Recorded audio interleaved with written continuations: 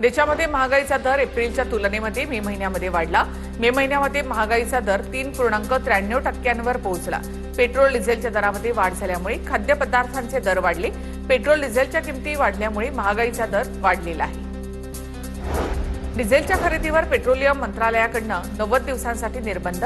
200 लिटरपेक्षा जास्त डिझेल खरेदी करता येणार नाही।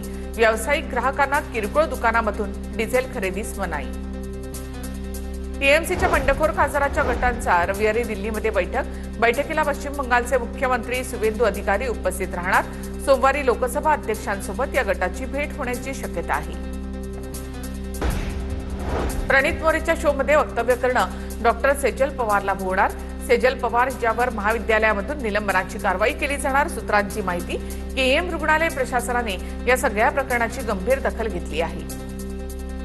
अशोक खरात प्रकरणी सरकारी वकील म्हणून ज्येष्ठ वकील उज्ज्वल निकम यांची नियुक्ती। विशेष सरकारी वकील म्हणून उज्ज्वल निकम यांची नियुक्ती करण्यात आली आहे। कल्याणमध्ये अभिनेता सिद्धार्थ जाधव महापौरांच्या बैठकीमध्ये दाखल झाल्यानं वाद। काँग्रेस गटनेत्या कांचन कुलकर्णींचा गोंधळ। महापौर दालनाच्या बाहेर महापौरांची भेट घेण्यासाठी 2 तास प्रतीक्षा करून भेट न मिळाल्यामुळे नगरसेविका नाराज झाल्या। ठाण्यामधील वृद्धाला मारहाण करणाऱ्या कॅब चालकाच्या अडचणीत वाढ। मारहाण करणाऱ्या कॅब चालकाचा वाहन परवाना निलंबित होणार। प्रादेशिक परिवहन कार्यालय वाहन परवाना निलंबित करणार। आरोपी निशांत शुक्लाचा वाहन परवाना निलंबित होणार। गुटखा प्रकरणामध्ये जे आरोपी सापडतील त्याच्यावर मकोका लागणार। गुटखा सप्लाय करणारे उत्पादन घेणाऱ्यांवर मकोका लावणार। एफडी आयुक्त तुकाराम मुंडे यांची पत्रकार परिषदेमध्ये माहिती। महापौर रितू तावडे यांच्याकडून अंधेरी सबवेची पाहणी करण्यात आली।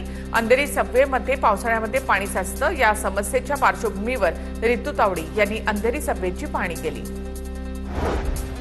कोल्हापूरच्या अंबाबाई मंदिरावर 1.5 किलो सोन्याचा कळसाचा साज। गोव्याचे माजी मुख्यमंत्री प्रतापसिंह राणेंकडून 2.5 कोटींच्या कळसाची देणगी।